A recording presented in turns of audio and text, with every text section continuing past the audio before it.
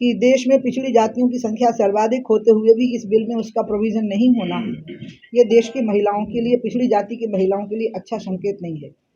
तो जब आरक्षण में एक विशेष आरक्षण हो ही रहा है, तो फिर इसमें हम वो प्रोविज़न भी कर सकते हैं और आबादी के अनुपात में और रिजर्वेशन के अनुपात में हम ओबीसी को मंडल कमीशन के हिसाब से दे सकते हैं।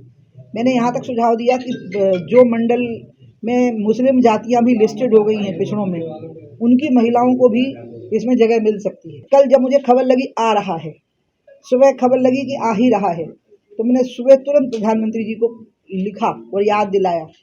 तब वो चीफ मिनिस्टर भी नहीं थे, ये तब की बात है 96 की। तो मैंने उनको पूरा याद दिलाया सदन का घटनाक्रम और उनको कहा कि मैं आपको कई बार कैबिनेट में ये बात कह चुकी हूँ, क्योंकि कैबिनेट में भी महिला जो कैबिनेट मिनिस्टर थी वो कहती थी कि आप इसको ले आइए, तो मैं तुरंत कह देती थी प्रधानमंत्री जी ओबीसी वाले फैक्टर को अंदर करके ही इसको लाना ठीक रहेगा। तो मैंने उनको आज चिट्ठी लिखी, प्रधानमंत्री कार्यालय से पुष्टि हो गई कि प्रधानमंत्री जी तक चिट्ठी पहुँच गई। तो मुझे यकीन रहा कि ओबीसी का प्रोविज़न उसमें है, लेकिन मैंने प्रधानमंत्री कार्यालय को ये भी बताया था कि अगर इसमें ओबीसी का प्रोविज़न नहीं होगा तो मैं इसको सार्वजनिक तौर पर इस बात को कहूँगी। इसलिए मैं इंतज़ार कर रही थी कि शायद कुछ प्रोविज़न की बात इसमें हो। अब नहीं है तो मैं इस बात को कह रही हूँ, और मैं ये बात इसलिए कह रही हूँ क्योंकि पंचायती राज व्यवस्था में और स्थानीय निकायों के जो चुनाव होते हैं उसमें ओबीसी महिलाओं के लिए विशेष प्रोविज़न है। तो जब ये एक विशेष आरक्षण हो रहा है, एक विशेष व्यवस्था हो रही है महिलाओं के लिए, तो उसमें ये प्रोविज़न हो सकता है। अब इसमें ओबीसी महिलाएं पीछे छूट जाएंगी, उनका हक छीनना ठीक नहीं। आज भी इस मत की हूँ कि अगर इसमें ओबीसी महिलाओं का आरक्षण का प्रोविज़न नहीं होता तो ये बिल अधूरा रहेगा, पिछड़ों के हक की बात करना हमारा अधिकार नहीं रहेगा और पिछड़े लोगों का जो हम पर भरोसा है वो टूट जाएगा। प्रधानमंत्री स्वयं पिछड़े वर्गों से आते हैं, इससे महिलाओं को कैसे संतुष्टि होगी? तो देश की संसद में महिला आरक्षण को लेकर हो रही चर्चा के बीच मध्य प्रदेश की पूर्व मुख्यमंत्री उमा भारती ने प्रधानमंत्री नरेंद्र मोदी को महिला आरक्षण पे एक पत्र लिखे हैं और इस पत्र के जरिए उनने विधायिका में महिलाओं को 33% आरक्षण सुनिश्चित होने की स्थिति में ई को 50% हिस्सा एससी, एसटी और ओबीसी महिलाओं को देने की मांग करी है और उनको कहना है कि एससी, एसटी महिलाओं को संवैधानिक व्यवस्था के चलते 24% आरक्षण मिल भी जाए, लेकिन ओबीसी महिलाएं पीछे छूट जाए। सो महिला आरक्षण जो लागू हो रहा हो उनमें एससी और एसटी के संगे ओबीसी महिलाओं को भी आरक्षण मिले चाहिए। 1996 में देवगौड़ा जी ने प्रस्तुत किया था। उस समय पे जैसे ही वो प्रस्तुत करने के लिए खड़े हुए, मैं साथ में खड़ी हो गई, क्योंकि बिल का ड्राफ्ट उसी समय हम लोगों के सामने पेश हुआ था। तो मैंने उनसे कहा कि जब तक आप इसमें एसटी, एससी और ओबीसी का स्पष्ट नहीं करते हैं तब तक आप इस बिल को वापस ले लीजिए। और मैंने ये भी कहा कि एसटी और एससी को तो आप संवैधानिक अनिवार्यता के कारण दे देंगे, लेकिन ओबीसी महिलाएं पीछे छूट जाएंगी, इसलिए इसमें ओबीसी का प्रोविज़न करिए और इस बिल को वापस लीजिए। देवगौड़ा जी ने मेरा सम्मान किया और बिल को ये कहते हुए वापस ले लिया कि मैं बिल को वापस लेता हूँ, स्टैंडिंग कमेटी को सौंपता हूँ। और सब कुछ इतना अचानक हुआ कि मेरी पार्टी के लोग भी नाराज़ हो गए और पूरा सदन नाराज़ हो गया। लेकिन अचानक सदन दो हिस्सों में बंट गया इसी बात को लेके, और जब सदन में हंगामा हो गया, अटल जी हमारे नेता थे, हम बाहर आ गए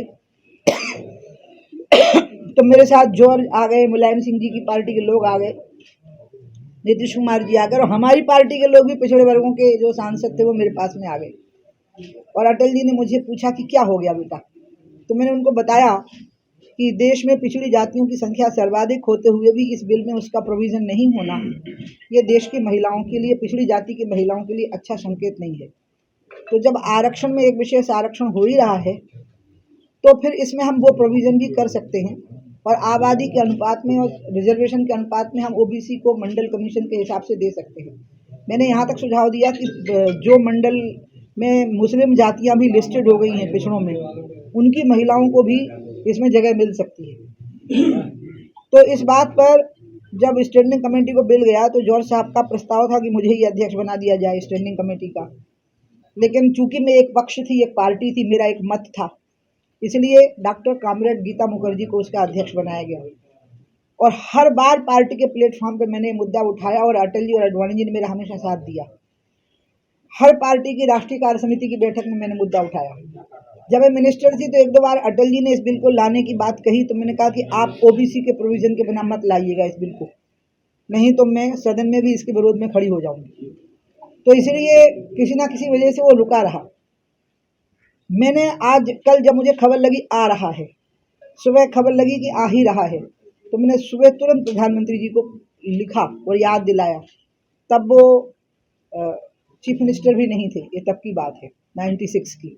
तो मैंने उनको पूरा याद दिलाया सदन का घटनाक्रम और उनको कहा कि मैं आपको कई बार कैबिनेट में ये बात कह चुकी हूँ, क्योंकि कैबिनेट में भी महिला जो कैबिनेट मिनिस्टर थी वो कहती थी कि आप इसको ले आइए, तो मैं तुरंत कह देती थी प्रधानमंत्री जी ओबीसी वाले फैक्टर को अंदर करके ही इसको लाना ठीक रहेगा।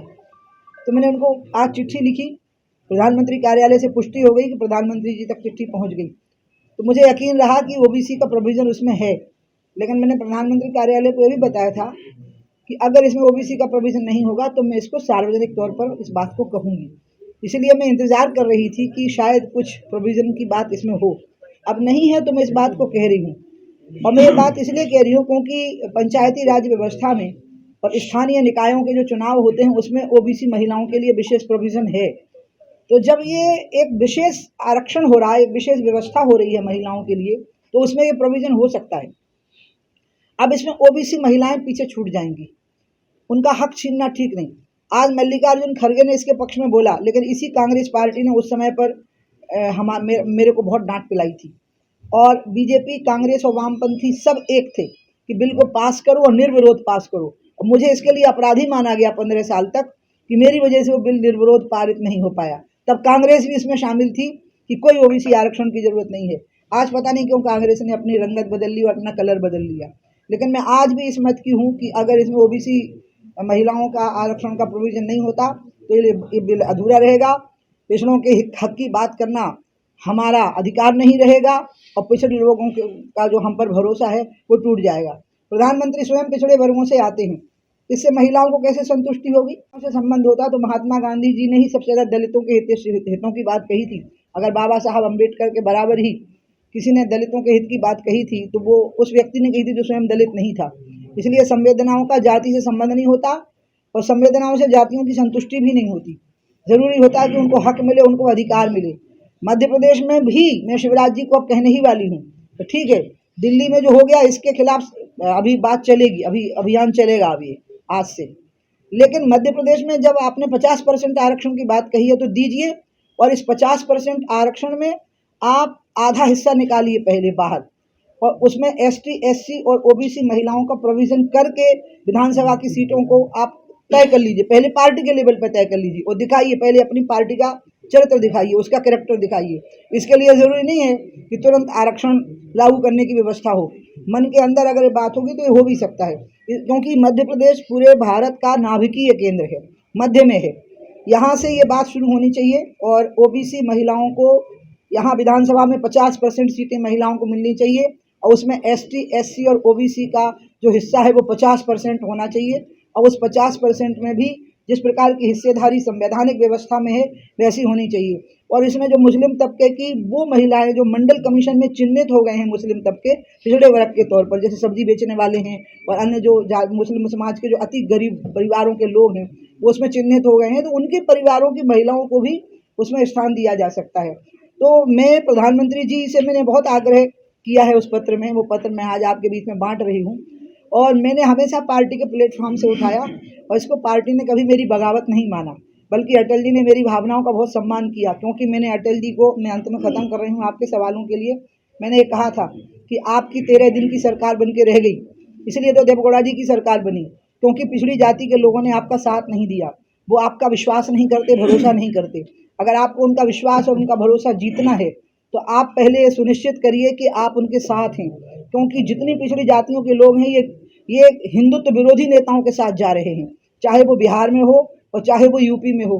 मैंने कहा जबकि वो सब हिंदुत्ववाद के लोग हैं, राष्ट्रवाद चिंतन के लोग हैं, लेकिन वो मजबूरी में हमारे साथ नहीं आ रहे हैं, क्योंकि हमारे यहाँ पर उनको कोई जगह नहीं मिल रही है। वो उनको लग रहा है कि हमारे यहाँ पर उनके लिए कोई जगह नहीं है, उनका कोई स्थान हमारे यहाँ नहीं दिख रहा है, और इसीलिए वो दूसरी जगह जा रहे हैं। जबकि विचारधारा से वो हमसे ज़्यादा हिंदुत्ववादी हैं, पिछड़े। तो मैंने उनको कहा कि इसलिए मुझे ये बात कहने दीजिए, बोलने दीजिए, और ये बात मेरी यूएसपी बन गई, पार्टी की यूएसपी बन गई।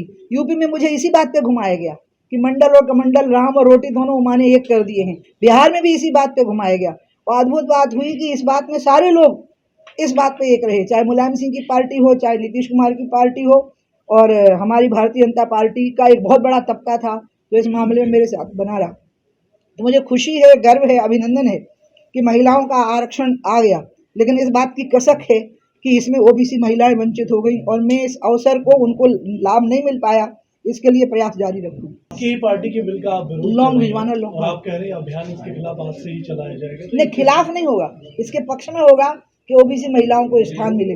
और मैं तो अपनी पार्टी का चुनाव प्रचार करूंगी, मध्य प्रदेश में करूंगी, जहां कहेंगे वहां करूंगी। मोदी मेरे नेता हैं, पार्टी में लोकतंत्र है, मुझे अपनी बात कहने का अधिकार है। मैंने बिल्कुल 2 बजे तक चुप्पी साधे रखी, उसके बाद बोली हूँ। जब मुझे लगा कि मैंने जो पत्र में लिखा है वो उसमें नहीं आ पाया, तो मैंने कहा था उसके बाद बोलूँगी। और मेरा बोलना, पार्टी के खिलाफ बोलना अगर माना जाएगा तो सामाजिक विषयों पर तो हम बोल ही नहीं पाएंगे। सामाजिक विषयों पर बोलने की छूट रहनी ही चाहिए, और इसलिए कुछ बातें ऐसी हैं जिस पर बात कहने की, अभिव्यक्ति की आज़ादी रहनी चाहिए। जी, मध्य प्रदेश, छत्तीसगढ़, राजस्थान से 5 राज्यों में चुनाव है। आपको क्या लगता है कि इस बिल से कितना फायदा मिलेगा पार्टी को? महिलाएं भारतीय जनता पार्टी को वोट देती ही, क्योंकि मोदी जी के लिए वो एक आस्था का और आत्मीयता का भाव रखती हैं। मध्य प्रदेश में भी महिलाओं के हित में बहुत कार्य हुए हैं, इसलिए महिलाएं तो वोट देंगी। तो क्या हम सारे काम वोट के लालच में करेंगे? क्या हम इसलिए करेंगे क्योंकि वो हमें वोट दें? नहीं, हमारा भी तो हक बनता है, हमारा अधिकार बनता है, हमारी जिम्मेवारी बनती है कि हम भी महिलाओं के स्थान के बारे में सोचें। पिछड़ी जाति की महिलाएं वोट आगे भी देंगी, और मैं जाके मांगूंगी, वोट मांगूंगी सब महिलाओं के, तो उनके भी मांगूंगी। लेकिन क्या हमारी जिम्मेवारी नहीं बनती है कि हम उनका ध्यान रखें? और इनको 1000, 2,000 रुपए देने से क्या होगा? उनको विधायिका के अंदर स्थान दीजिए, वो संसद के अंदर स्थान दीजिए। वर्ग की जाति के लोग दूसरे धर्म में जा रहे हैं। नहीं, मैंने ऐसा नहीं कहा। नहीं, लोन मांग रही हूँ, मैंने ऐसा बिल्कुल नहीं कहा। मैंने कहा कि हिंदुत्व विरोधी नेताओं के साथ जा रहे थे, मुलायम सिंह और लालू यादव जैसे नेताओं के साथ, मायावती जैसी नेताओं के साथ, जो नारे लगाते थे तिलक तराजू हर तलवार, और इनको मतलब आगे का मैं मुंह से निकाल ही नहीं पाऊंगी। उनके साथ मजबूरी में जा रहे थे, और वो इसलिए जा रहे थे क्योंकि हमारे यहाँ उनको अपनी जगह नहीं दिखाई देती थी। मैंने ये कहा है। तो क्या ये बीजेपी की जो सरकार है शिवराज जी की, क्या ये रेवड़ी बांट रही है? क्या 1000? नहीं, रेवड़ी बिल्कुल नहीं है, उससे रिलीफ होता है, भाई की तरफ से बहनों के लिए गिफ्ट है। लेकिन और अच्छा होगा अगर वो महिलाओं को, और पिछड़ी जाति की महिलाओं को, क्योंकि दलित, आदिवासी और पिछड़ी जाति की महिलाएं और सवर्ण महिलाएं भी 10% जो सवर्णों के आरक्षण की मैं पक्षधर हूँ, उन सबको एक रिलीफ होगा इस आरक्षण। हाँ, अभी इस बात, हाँ, अब इस बात का जवाब, क्योंकि देखिए जो मोदी जी के मंत्री हैं वो सब पढ़े लिखे और विद्वान लोग हैं। बहुत ज़्यादा वर्क करने के बाद ही, होमवर्क करने के बाद ही वो किसी चीज़ को प्रस्तुत करते हैं। इसका जवाब भी उनके पास होगा, वो इसका जवाब देंगे। मुझे ना सरकार की तरफ से बोलना, ना विपक्ष की तरफ से। थोड़ा लेट हो गए थे आप, जनगणना के बाद ही मिल पाएगा महिलाओं को। उनका कहना है कि 2021 के जनगणना हो नहीं पाई है, जो आज तक नहीं हुई है, तो इसकी वजह से महिलाओं को आरक्षण का लाभ नहीं मिलेगा। लेकिन साथ में दूसरी ओर वो कह रहा है कि जनगणना का परिसीमन जो निर्वाचन क्षेत्रों का जो निर्धारण होगा, तब जाके महिला आरक्षण बिल लागू होगा। ये राहुल गांधी का ट्वीट आया था। जो राहुल गांधी का ट्वीट है उसका जवाब देना तो जिनने आरक्षण का बिल प्रस्तुत किया है, मेघवाल साहब ने, उनका काम है। लेकिन मैं इतना कह सकती हूँ कि उसका उस जनगणना से कोई संबंध नहीं है ना, सीटों को आरक्षित जैसे डिलिमिटेशन हुआ है, तो इसलिए वो उसके लिए कोई जनगणना जरूरी ही होती है, ऐसा नहीं है। ये तो एक विशेष प्रोविजन है आरक्षण का जो किया गया है, इसका जनगणना से कनेक्शन है। और अगर कोई कनेक्ट है तो राहुल इसको बात करें मेघवाल जी से मिलकर। परिसीमन का तो मुद्दा है ना, तो ये वो राहुल गांधी का मामला है ना, इसमें मैं क्यों रिस्पॉन्स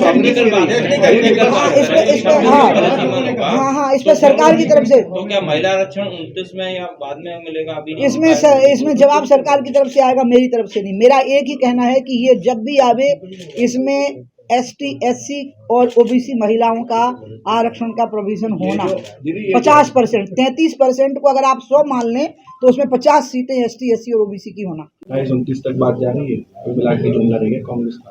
प्रधानमंत्री जी ने आज तक जो भी योजनाएं घोषित की वो लागू की हैं। जनधन योजना लागू करी, मुद्रा योजना लागू करी, GST लागू करी, स्वच्छता अभियान चलाया, तो जुमला कहाँ से रह गया। हर चीज़ को वो धरातल पे लाए हैं और इतना ज़्यादा होमवर्क करके लाए हैं। उनके मंत्री और वहाँ के जो मंत्रालय के जो अधिकारीगण होते हैं वो इतना बढ़िया ढंग से नीचे ज़मीनी उससे काम करते हैं। कांग्रेस जरूर हमेशा जुमलेबाजी करती रही है बड़ी बड़ी, मतलब मैं खुद ही तंग रह गई कि जिस कांग्रेस ने उस समय पर साथ नहीं दिया 96 में, आज अचानक उन्हें अपना धर्म परिवर्तन कर लिया और वो ओबीसी आरक्षण की बात करने लगी। अभी अगर ये लागू नहीं होता है तो अभी के नहीं किया जाना चाहिए। ओरछा में खुद एक उसका वास्तु का है, तमाम चीजें हैं, सब जगह बदली जा रही है। पहले भी इस बात को बोला गया कि नर्मदा को दूसरे स्थानों यानी दूसरी नदियों से नहीं मिलवाना चाहिए, ये बात भी सामने आई। अब आस्था की बात है तो हो रहा है, लोगों की आस्था है तो आस्था और विकास का मेल करके चलना, यही हमारे विकास की परिभाषा है। उसमें हमने आस्था भी मिलाई है, हमने सड़कें भी बनाई हैं, हम बिजली भी लाए हैं, हम पानी भी लाए हैं, हम खाद भी लाए हैं, हम किसानों को कोई परेशानी नहीं होने देते हैं। तो साथ में हम आस्था का भी ध्यान रख लेते हैं। ऐसा तो नहीं कि अकेले आस्था पर ही फोकस हो गया, ऐसा नहीं।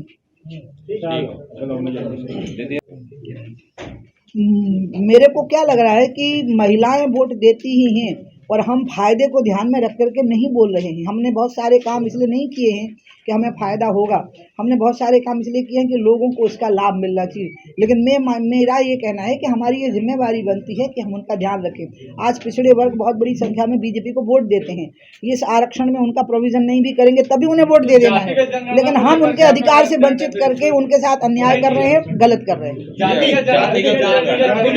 मांग ही नहीं है, स्ट्रेस है। और मैं देश में ऐसा माहौल बनाऊंगी कि प्रधानमंत्री जी तक उसका संदेश जावे, और बड़े पॉजिटिव तरीके से बोलूंगी, क्योंकि मैंने ये बात पहले भी कही है और पार्टी ने मेरा बहुत सम्मान किया इस बात के लिए। बल्कि ये माना कि इसी वजह से मेरा ऐसा कह देने के बाद बिहार में जब मुझे प्रभारी बनाया गया, यूपी में भी मुझे खूब पान के पत्ते सा जो फेरा गया, उसमें ये दोनों चीज़ें मिल गई थी, राम और रोटी, मंडल और कमंडल दोनों मिल गए थे। हम अयोध्या की भी बात कर रहे थे, ओबीसी आरक्षण के बारे में भी मैं पूरे टाइम बोली हूँ जब आप लोग छोटे थे। ओबीसी आरक्षण में एसटी, एससी एंड ओबीसी, तो एसटी एससी को देना तो संवैधानिक अनिवार्यता है, लेकिन पंचायती राज में और स्थानीय निकाय चुनाव में ओबीसी का भी आरक्षण है एसटी एससी के अलावा। हाँ, तो उसी तर्ज पर हम इस पर कर सकते हैं, क्योंकि this is a very special provision and there can be one more special provision in the special provision. दीदी आपने कहा बेरोजगारी, दीदी आपने कहा बेरोजगारी और विकास की बात नहीं हो रही, सनातन की ओर राजनीति जा रही, तो आप क्या बीजेपी के लिए बोल रही हैं, कांग्रेस के लिए? मैं सबके लिए बोल रही हूँ। मतलब विकास की बात नहीं हो रही क्या? नहीं, मैं ऐसा नहीं बोल रही, विकास की भी कर रहे हैं, बेरोजगारी विकास की भी कर रहे हैं, नहीं कर रहे हैं ऐसा तो है ही नहीं। पूरे टाइम शिवराज जी सड़क पे ही हैं, पानी भी बरस रहा है, पसीना भी बरस रहा है, उनका मिल गया उनको पसीना और पानी, पूरे टाइम लगे हुए हैं। लेकिन मेरा ये कहना है सभी नेताओं से हाथ जोड़ रही हूँ कि आप सनातन की बहस को शंकराचार्यों पर छोड़ दीजिए, धर्माचार्यों पर छोड़ दीजिए। और वो जो डीएम के बारे हैं ना, वो हमेशा से ही ऐसे रहे हैं। उन्होंने मूर्तियों के गले में जूतों की मालाएं पहना के राजनीति की है, उनने तिलक, चोटी और जनेऊ काटे हैं, उनने लोगों को बहुत मारा पीटा है धार्मिक चिन्हों को देख करके। लेकिन क्या उससे तमिलनाडु में मंदिरों में लोगों ने तिलक लगाना बंद कर दिया? क्या वहाँ चोटियाँ रखना बंद कर दिया? क्या मंदिर में जाना बंद कर दिया? वहाँ मंदिर भी है, मूर्तियाँ भी हैं, तिलक, चोटियाँ और जनेऊ भी हैं। इसलिए जब उनके उतने विरोध के बाद तमिलनाडु में ही वो खत्म नहीं हो सका। आपको याद हो डीएमके की पॉलिटिक्स जब शुरू हुई थी, मैं भी उसमें पैदा नहीं हुई थी, लेकिन मैं पढ़ा है ना कस के। फिर बाद में तो जब रामास्वामी नायकर ने आंदोलन शुरू किया तो क्या होता था, चोटी वाला व्यक्ति बेचारा कोई दिखा पकड़ के चोटी काट दो, तिलक वाला दिखा उसका तिलक पहुँच दो, गले में जूतों की माला पहना दो, मूर्तियों के, भगवान की मूर्तियों के गले में जूतों की माला पहना दो। उन्होंने तो अपनी पॉलिटिक्स उस पर की। लेकिन रामेश्वरम वही है, मदुरई वही है, हमारे जो मेरा खुद का गुरुजी का जो स्थान है वो कर्नाटक में वही है, कृष्ण भक्ति संप्रदाय का। ना तिलक कम हुए, ना चोटियाँ कम हुई, ना जनेऊ कम हुए, ना मंदिर में जाने वालों की संख्या कम हुई। इसलिए जब वहीं कम नहीं हो पाया तो यहाँ कौन सा खतरा हो गया है? तो मेरा तो कहना है कि क्यों सनातन कर रहे हो? शंकराचार्यों के ऊपर छोड़ दो, जो विद्वान लोग हैं उनके ऊपर छोड़ दो, वो इस बात को सेटल करेंगे, नेताओं को इसमें नहीं पड़ना। दीदी सरकार के मामलों पर Shri Krishna university Chhatarpur, the hitech university in central India, Bundelkhand के लिए गौरव की बात है कि अब छतरपुर में हम आपको देंगे विश्व स्तरीय एजुकेशन सिस्टम और वर्ल्ड क्लास इंफ्रास्ट्रक्चर। कोरोना जैसी महामारी के दौर में अब महानगरों की भीड़ भाड़ अत्यधिक खर्च से बचे तथा अपने घर एवं अपने शहर में रहकर ही विश्व स्तरीय रोजगार उन्मुखी शिक्षा को प्राप्त करें और महानगरों में होने वाली परेशानी से बचे, क्योंकि कोरोना ने हमें सिखा दिया है कि हम महानगरों में सुरक्षित हैं या अपने शहर और घर में। इसीलिए श्री कृष्णा विश्वविद्यालय आपको देगा राष्ट्रीय शिक्षा नीति 2020 के अनुसार तैयार पाठ्यक्रम और कोर्स में प्रवेश के अवसर।